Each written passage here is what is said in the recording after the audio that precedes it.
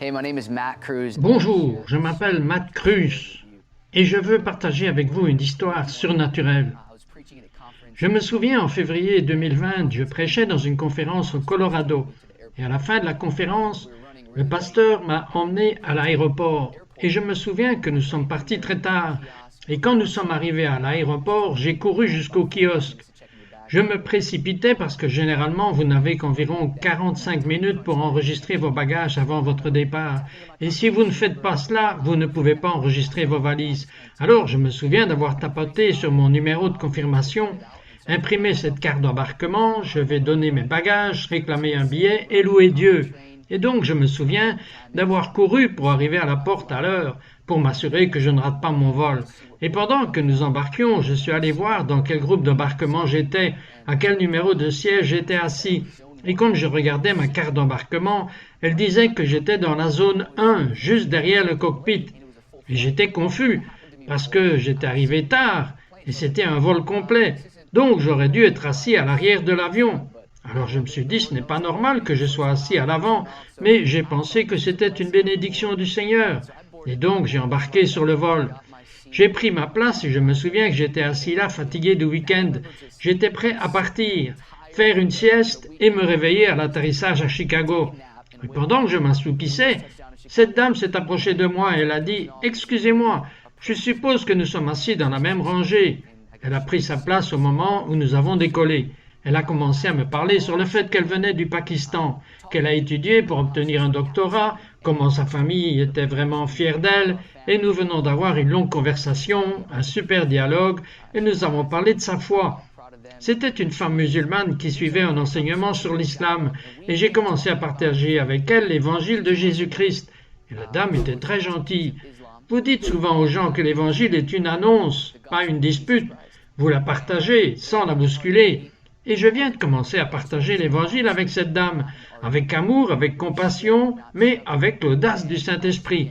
Et je me souviens que nous en sommes arrivés à un point où j'ai senti la parole du Dieu vivant en moi. Il est dit, le royaume de Dieu n'est pas une question de discours, mais de puissance. Paul dit, je ne viens pas avec des paroles plus sages et persuasives, mais je viens avec la puissance et la démonstration du Saint-Esprit. Et donc, je me souviens avoir regardé cette dame dans les yeux et j'ai dit, je veux vous démontrer quelque chose. J'ai dit, avez-vous mal quelque part dans votre corps? Elle m'a regardé, elle a dit, oui, j'ai mal aux pieds et cela me dérange vraiment. J'ai dit, ok, eh bien, puis-je prier pour vous? J'ai sorti ma main comme cela, je n'oublierai jamais cela. Elle regarde ma main, elle me regarde et elle dit, je suis désolé, mais je ne peux pas vous toucher si vous n'êtes pas un parent proche de la famille. Je suppose que c'est quelque chose qui a à voir avec sa religion. Elle ne pouvait pas toucher ma main nue. J'ai dit, c'est très bien, je pourrais encore prier avec vous sans vous toucher la main. Et tout d'un coup, j'ai senti la présence du Seigneur envahir la section où nous étions assis. Et vous pouviez voir dans ses yeux l'expression de son visage changer. Elle m'a regardé, elle a pris cette écharpe qui était autour de son cou, elle l'a posée sur ma main et elle a dit, vous pouvez prier maintenant. Il y avait quelque chose entre nous et elle désirait la prière. Mais j'ai dit, c'est ce que nous allons faire, je vais prier 2 prières. Je vais d'abord prier au nom de votre Dieu pour la guérison et la deuxième prière va être dans le besoin de guérison de mon Dieu. Elle a dit, ok, bien sûr, faisons-le. Alors je me souviens avoir prié au nom de son Dieu, Allah. J'ai dit, vous ressentez quelque chose? Elle a dit non. J'ai dit, ok, la douleur est-elle toujours là? Elle a dit oui. J'ai dit, ok. Puis-je prier au nom de mon Dieu maintenant? Elle a dit, bien sûr. Alors j'ai commencé à prier au nom de Jésus. Mes amis, il y a de la puissance dans ce nom. C'est le nom au-dessus de tout nom. Par ce nom, chaque besoin de chaque langue va proclamer que Jésus-Christ est Seigneur à la gloire de Dieu, le Père. Et je me souviens, quand j'ai mentionné le nom de Jésus, la lumière est entrée dans les ténèbres. Quand vous avez mentionné ce nom, le péché se transforme en salut, la servitude se transforme en liberté et l'obscurité en lumière. Et quand j'ai mentionné ce nom, la douleur dans son pied a jailli et j'ai dit, Seigneur, je te remercie pour la guérison en ce moment.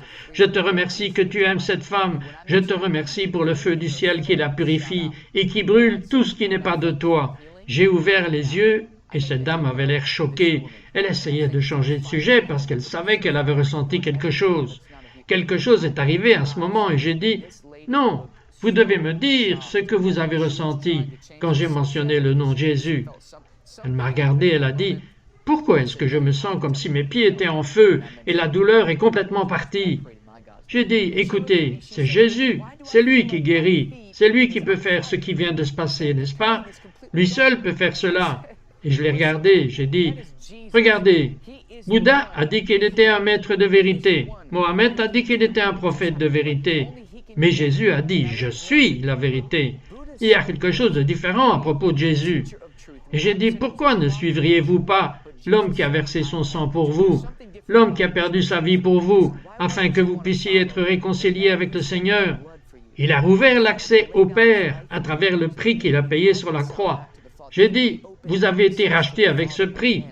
Et j'ai commencé à recevoir des paroles de connaissance sur le nom d'un de ses fils, le nom d'une de ses amies, et que son fils savait chanter. Et j'ai commencé à prophétiser sur elle, et elle a été radicalement touchée par le Seigneur sur ce plan, et cela a marqué sa vie.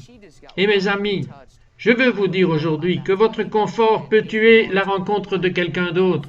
Vous êtes dans votre zone de confort et quelqu'un d'autre est absent de sa bénédiction. Vous portez quelques miracles à l'intérieur de vous et vous devez les libérer. Vous ne pouvez pas les laisser rester à l'intérieur. J'espère que cette histoire vous a béni aujourd'hui. Et je veux prier avec vous pour que Dieu vous donne cette sainte audace, qu'il vous donne ce courage qui s'élèvera au-dessus de l'apathie. Élevez-vous au-dessus de la complaisance.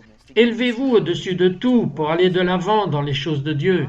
Et je tiens à vous dire que la grande commission est trop grosse pour moi si je suis seul.